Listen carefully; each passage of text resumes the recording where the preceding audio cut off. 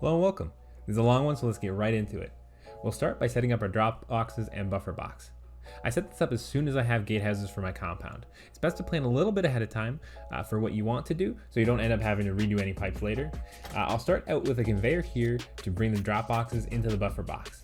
Some people prefer to have a wall to put all their conveyors together, but that's up to personal preference. Next, we want to set up a combiner tree so all conveyors in the sorting system can move loot into the buffer box.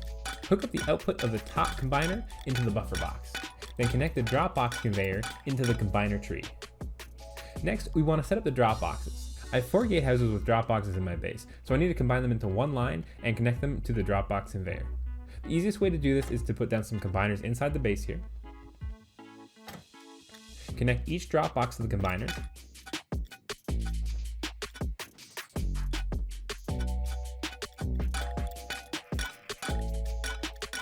And connect one combiner into the other. I'll note here there is a free input on the combiner on the west side of the base. I'll use this later for my rooftop drop boxes. Before setting up the roof drop boxes, let's hook up the drop boxes to the conveyor and power it up. Now, if I put anything in a drop box, you see it's working properly, and we'll put the item into the buffer box. I'll now head up to the roof and set up those drop boxes. I'll daisy chain the eastern boxes together, then into the western boxes, as that is the side with the open conveyor input. After the roof boxes are all connected together, bring the pipe down the combiner and hook it up. Depending on your base, you may find this is too far of a distance, so feel free to add an additional combiner on the way down to extend the distance. Also, keep an eye on the available anchor points, as you may have to find less complex routes that won't look as tidy. Now that the roof boxes are all connected, I'll put up another branch in this box and it'll go down to the buffer box. As you can see, there are 2 branches in the buffer box as expected. This completes tier 0. Let's get started on setting up the beginning game sorting system. I'm going to put every box here in a multi-box sandwich setup, even the single boxes. This simplifies the process a little and doesn't require any extra power for the second conveyor, as it is powered entirely off the first one. I placed the output conveyor upside down to keep the pipes looking tidy. Don't forget to add splitters between the boxes and the output conveyors to be able to access these boxes for tier 2 sorting or additional modules if required. Generally speaking, this will be your guns and armor, anything that has different tiers to that item type. We'll also need to set up a splitter tree so every conveyor can pull from the buffer box. Hook the buffer box into the top of this tree.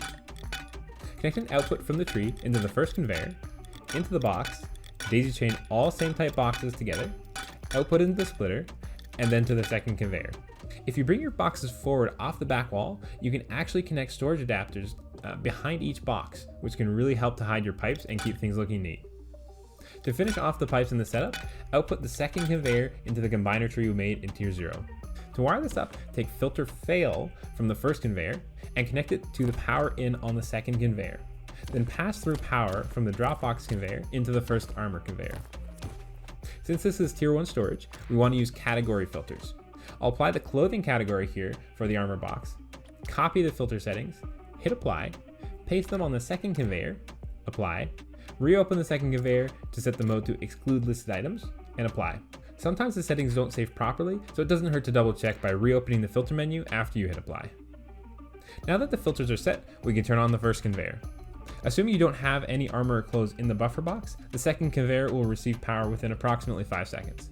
Make sure you turn this conveyor on too. I'll deposit some armor and clothes into the buffer box, and you can see the conveyor will bring them into the armor box. While the first conveyor is actively moving items, the second conveyor will turn off, but once the items are done moving, the second conveyor will receive power again. To check the output conveyor is working as intended, I'll put my tool gun into the armor box, and you'll see the conveyor move it back into the buffer box. Now we just have to set this up for every set of boxes. I'll put some weapons in the buffer box here, and they'll move into the gun box. An important thing to note with the filter categories, they are based off the F1 menu categories, not the craft menu categories.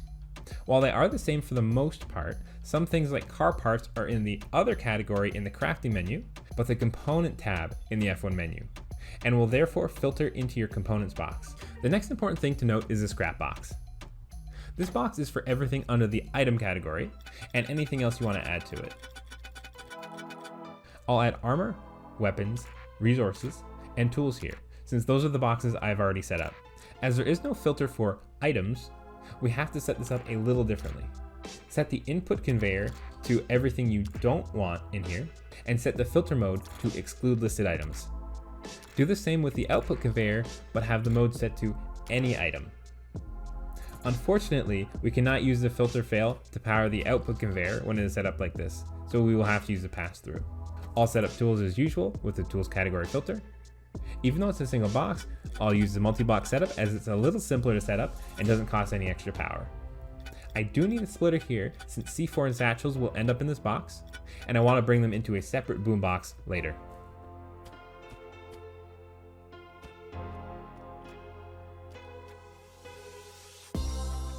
Next is the auto smelter.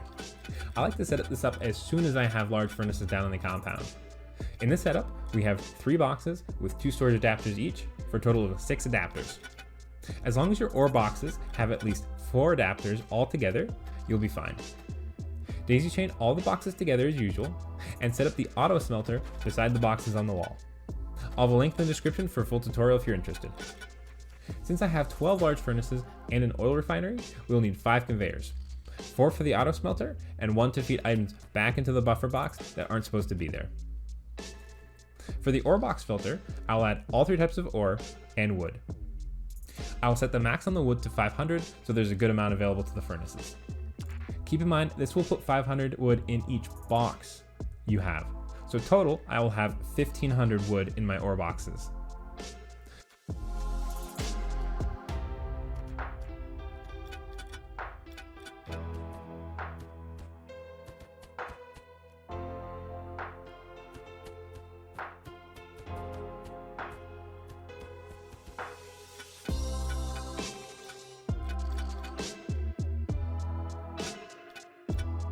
Hook up all the furnaces and the oil refinery together.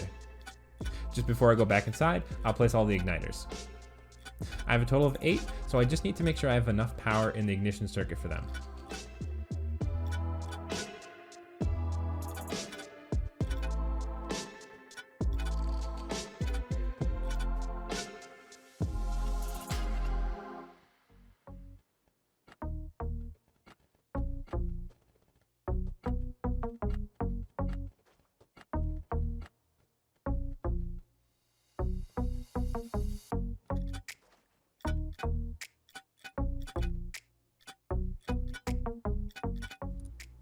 Now let's set up the ignition circuit.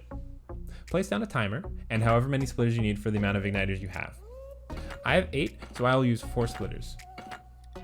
The power requirement is actually 14 as I have an open output not in use I forgot to take account for, but I correct it shortly after. Plug in filter pass of your wood conveyor into toggle on of the timer. Make sure to set the timer to 0.25, then hook up all the igniters. Remember to add crude oil to your filters if you have a refinery set up. This will be your ore box input and output conveyors, your ore check conveyor, and your ore feed conveyor. On the conveyor that feeds the furnaces, add crude oil with a max of 4. I'll put resources into one of the drop boxes and it will feed into the furnaces. I see they don't start up, so I fix the power from 13 to 14 and restart the wood conveyor by emptying one of the furnaces of its wood. All the furnaces will now start up to smelt your ore and crude oil. In preparation for the expanded sorting system, I'll go ahead and add some more categories to the scrap box filters. Medical, food, components, and ammo. This leaves construction, fun, other, electrical, and traps to get sorted into this box, of course, as well as anything in the item category. I'll put 3 combiners here on the wall to help things stay organized. I'll have 2 lines coming downstairs and 1 going up. The buffer box output will be swapped from the splitter tree downstairs to a new splitter tree upstairs. The splitter tree downstairs will then become an offshoot of the upstairs tree, and I'll also bring a line down for all the output conveyors to deposit into the buffer box.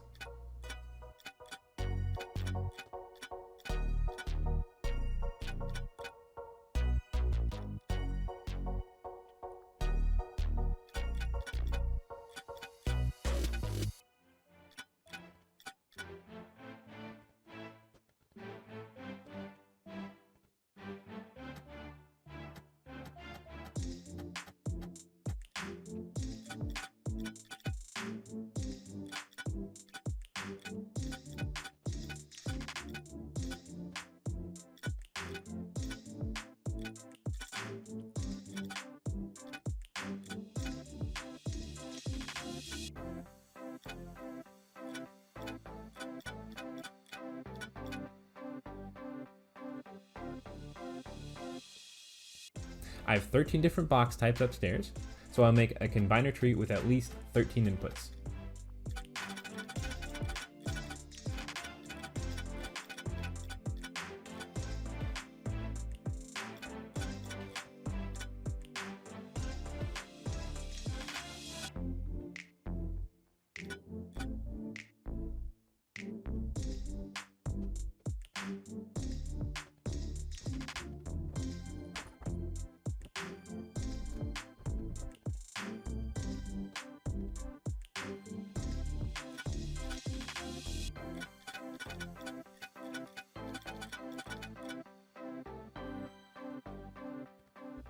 I'll be putting the conveyors above the loot rooms, but you can put them anywhere you find easiest to keep organized.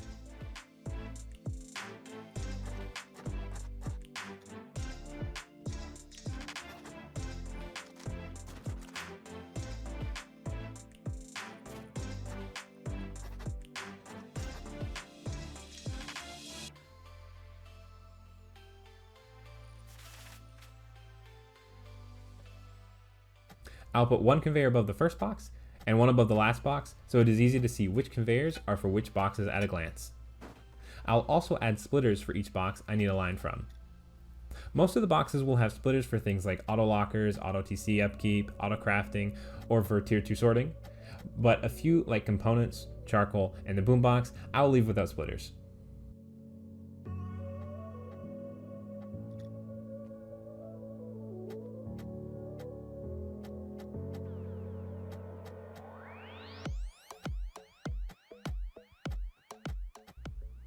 Now I will set up the tier 2 box inputs.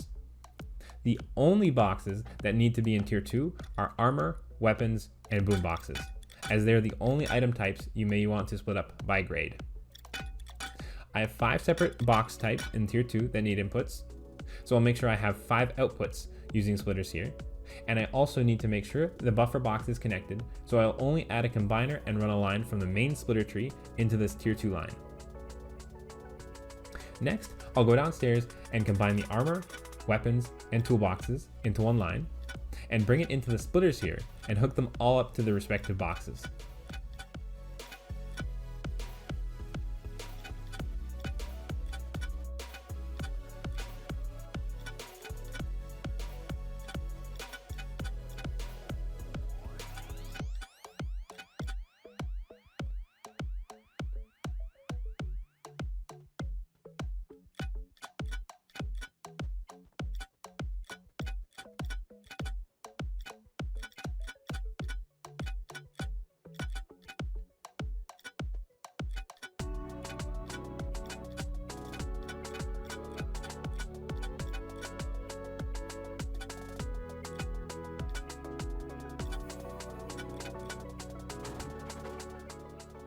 Next comes the tedious part of making all the connections. Connect the splitter tree to all of the input conveyors, and remember to put a combiner between the med input conveyor and the med box. The connections will always be input conveyor to box 1, then daisy chain all the relevant boxes together, output into a splitter if needed, then finally to the output conveyor.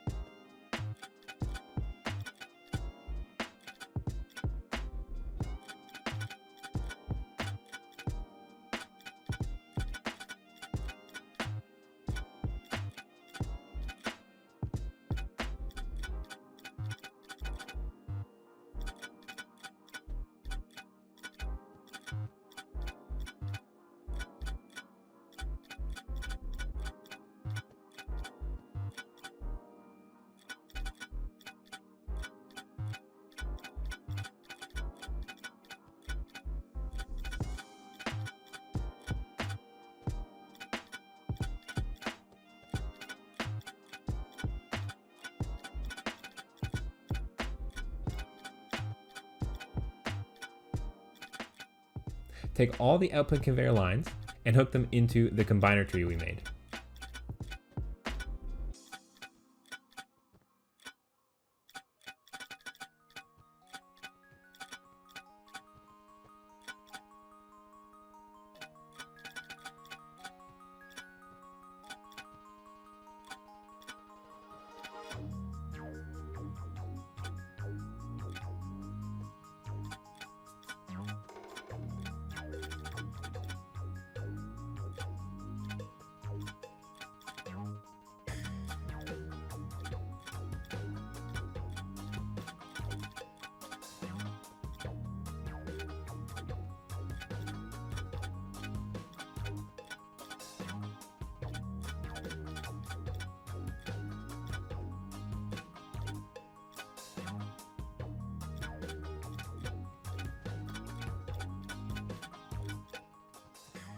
Finally, set up all the filters on the input and output boxes and power everything up.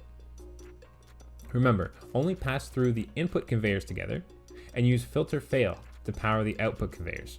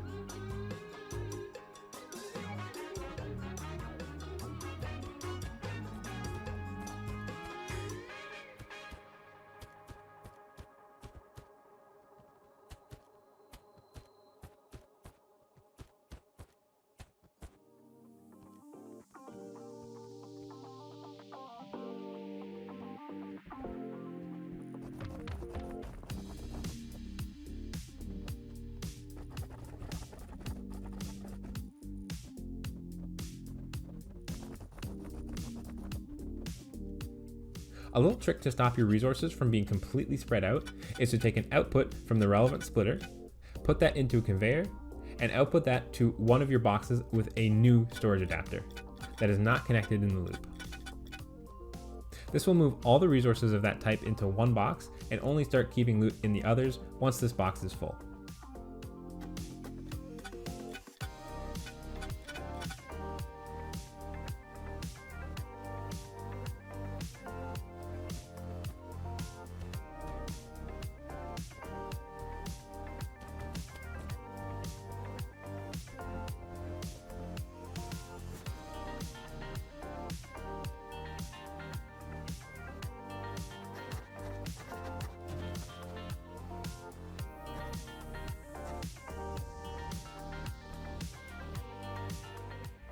We need to add a combiner into the ore conveyor to bring a line down from the wood boxes.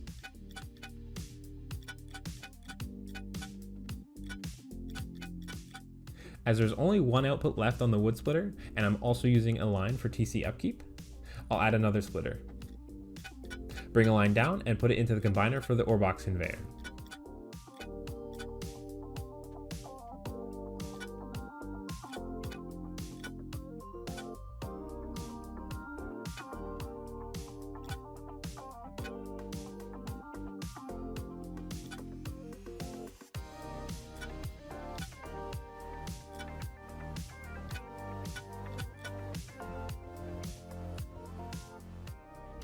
Let's go ahead and set up our auto med crafter next. We need to add sorting into the small box under the workbench to hold low grade, cloth, and metal frags. Set up an input and output conveyor, then input and output conveyors for the crafter. Put down a splitter to hook up the box into both the output conveyor and the auto crafter conveyor. Hook up the input and output conveyors as usual.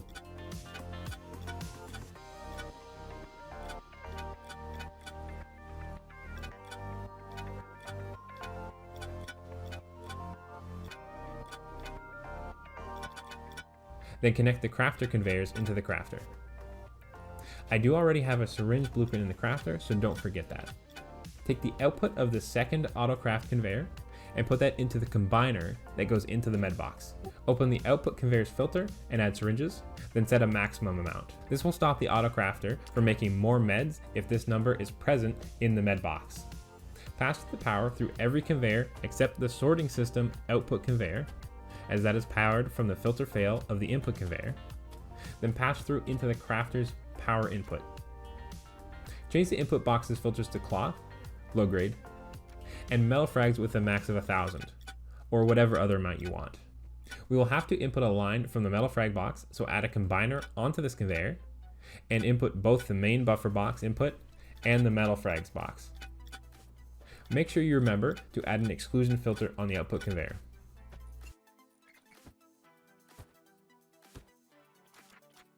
On the crafting input conveyor, add cloth, low grade, and metal frags, and set their max values to 15, 10, and 10 respectively. You can try to add buffer values as well, but I was having issues and decided to only use the max filter options. Turn on all your conveyors and the auto crafter, and it will start running. Thanks to Onzor from the Rustricity Workshop Discord for this trick of putting something like wood in 3 of the output slots to stop the crafter from filling up with syringes once the crafter's output conveyor stops moving them. Next, we'll set up our auto lockers. Combine your guns, armor, clothes, meds, and hazmat splitter outputs into one line.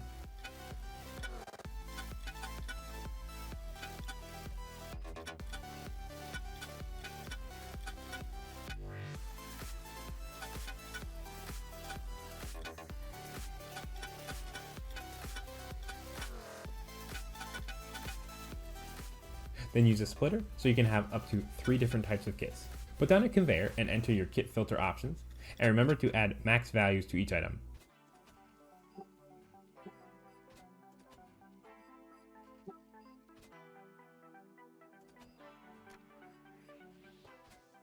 I'll do this again with a hazmat kit.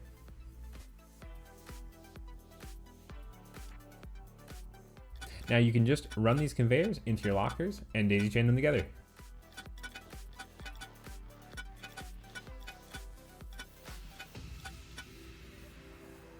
You could alternatively add a splitter after each conveyor and run separate lines, but the choice is yours.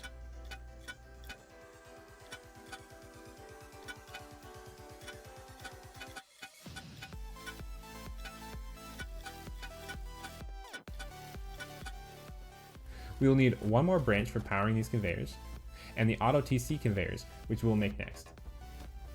If you have any low tier guns you want in your lockers, you'll have to take an output from the red tier 1 line we made earlier. A neat thing to know about the new shipping container skins is that you can fit beds perpendicular in a 3 triangle bedroom. In this configuration, you cannot put 3 storage adapters on your lockers, but I think even just 1 is perfect, with 2 being the most I would use. The last module we will add here is Auto TC Upkeep. Begin by going around to your external TCs and making note of the upkeeps of each. If your base is symmetrical on all sides, they should be almost all identical. This base has 2 lines of symmetry, meaning each pair of opposing TCs will have similar, if not the same upkeep. As I go around checking the upkeep, they are all close enough that I won't bother setting up a second conveyor for the different amount. Remember to add storage adapters to all your TCs as you check their upkeep amounts, so you don't run a pipe all the way down and then realize you have nothing to connect it to. Now we need to combine each resource into one line: stone, wood, and metal.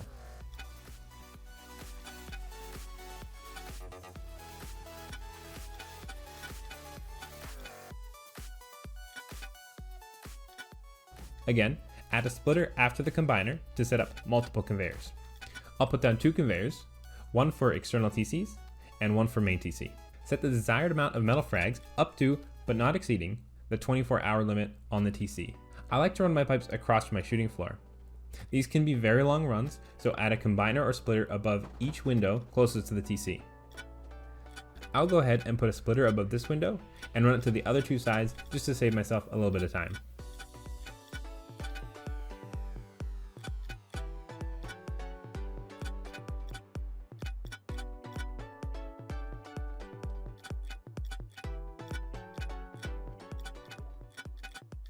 You can actually run a pipe up behind vertical embrasures if you want to keep the pipe away from the open part, but you'll most likely need a ladder on the outside to get the pipe up there. Go ahead and connect all your TCs.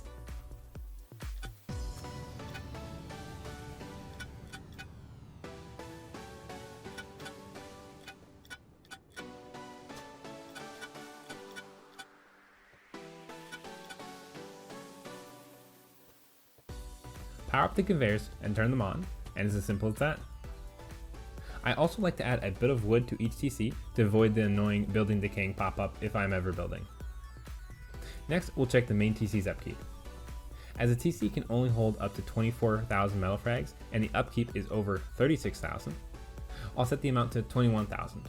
This leaves room for one stack of each other resource type if I ever build more, and of course this can be changed in the conveyor at any time. Run the pipe down into your main TC and you're done.